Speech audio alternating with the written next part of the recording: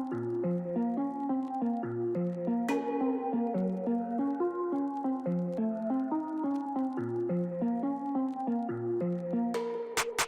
America, all of our people, regardless of their income, are entitled to get all of the education they need. That means free public colleges and universities. That means a major expansion in Pell Grants and in work-study programs at a time when 45 million Americans are struggling, sometimes in just outrageous ways, with oppressive student debt.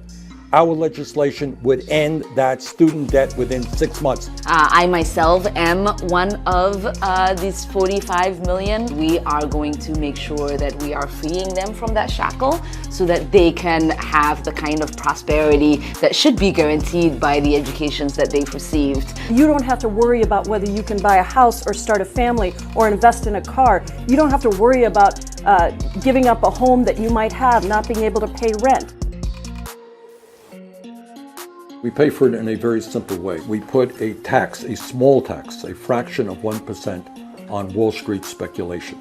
This is not a radical idea. If we could bail out Wall Street, you know what? We're going to help the working class and the middle class of this country.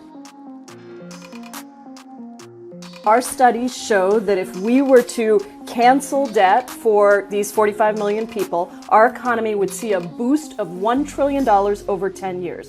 Because we haven't raised the minimum wage, because people's real wages have decreased, and because the cost of college that's covered by the government has decreased, we are putting people in these impossible situations where they're making trade-offs that aren't good for them for the future and aren't good for the country. We are trying to literally rebuild the middle class. If we lift that burden, think about what people will do. Instead of having to pay $1,000 a month in student debt, you can go out and maybe start that business that you dreamed of starting.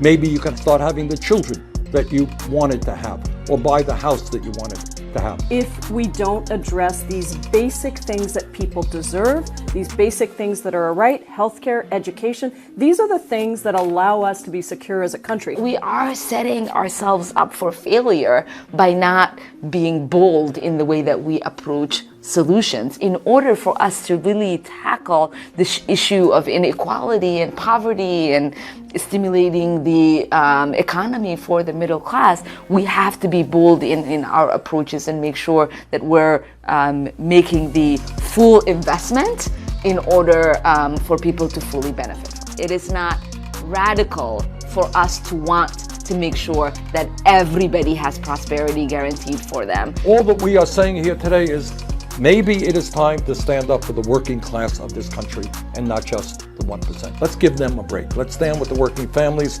of this country and create an economy that works for them